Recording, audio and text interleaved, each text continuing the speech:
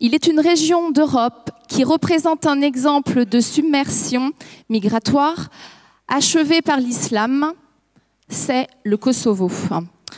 Dans cette région, cœur spirituel de la Serbie historique, les Serbes sont devenus minoritaires et subissent le joug de leur ennemi pluriséculaire.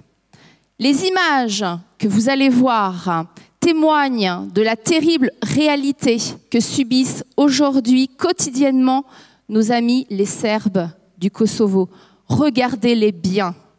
Imaginez que demain, ce pourrait être en Seine-Saint-Denis ou en Provence ou en Anjou.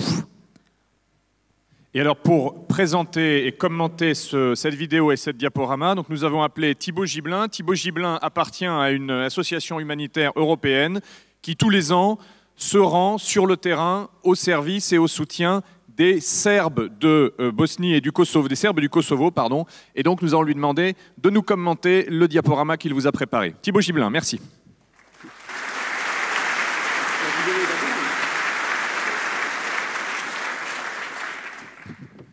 Chers amis, bonjour. L'islam est rentré avec fracas dans les Balkans au XIVe siècle et il n'en est jamais reparti. Le théâtre de l'opposition irréductible, cette religion, l'islam et de l'Europe, c'est le Kosovo. Donc en préambule, nous allons avoir une petite vidéo qui montre qu'est-ce qu'une confrontation civilisationnelle en Europe au début du XXIe siècle.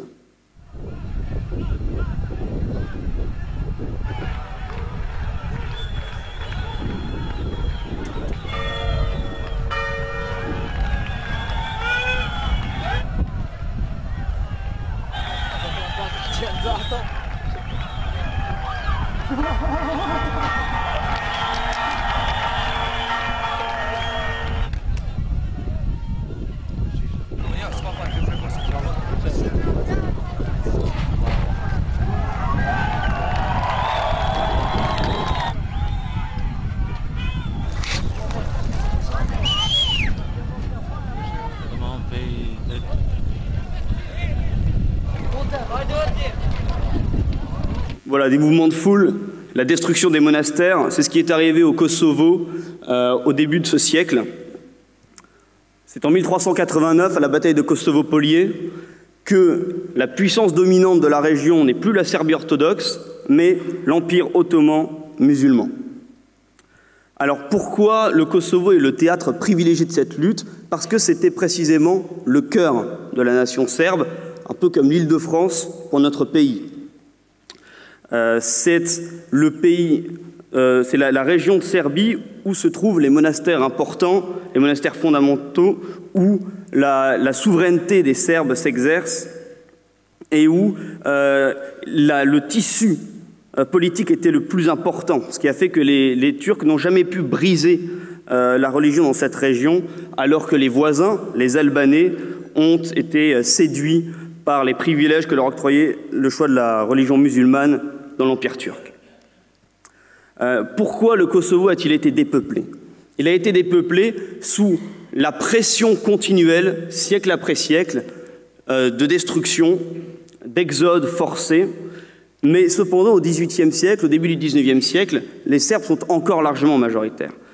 Le nouvel élément qui va rentrer en ligne de compte, c'est la Yougoslavie communiste, dirigée par le Croate Tito, qui va encourager l'immigration d'Albanais musulmans au Kosovo afin d'affaiblir la Serbie dans la Yougoslavie. La question du conflit entre islam et orthodoxie est particulièrement forte en Serbie. Vous voyez ces destructions, ces déprédations. En fait, elle oppose cette religion littérale du Coran à une église autocéphale serbe.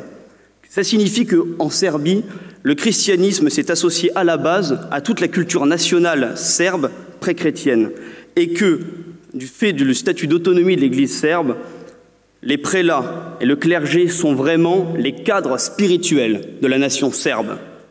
Cette puissance du sentiment identitaire leur a permis de tenir.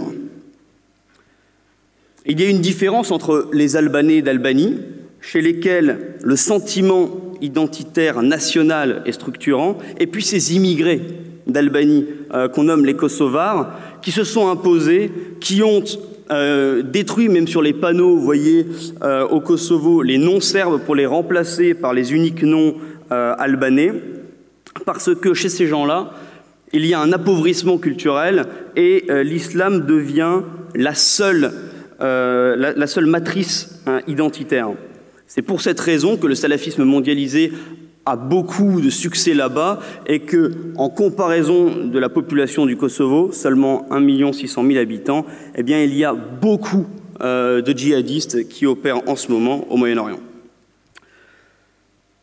La question, ce n'est pas de voir l'islam comme l'unique souci de conflit entre les Serbes et leurs voisins albanais.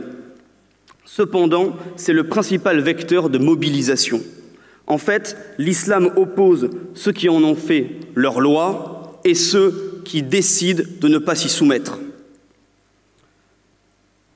L'exemple de la Serbie, c'est que la résistance paye, c'est que la mémoire entretenue permet de tenir face à un empire qui était la première puissance mondiale, comme aujourd'hui ils tiennent face à l'alliance de la Turquie, de la collaboration des Albanais du Kosovo et de l'Empire américain, qui a imposé pour son propre intérêt une nouvelle carte des Balkans, qui a manipulé, comme il le souhaitait, la volonté de dissidence de ces musulmans pour briser une puissance autonome et structurante pour les Balkans.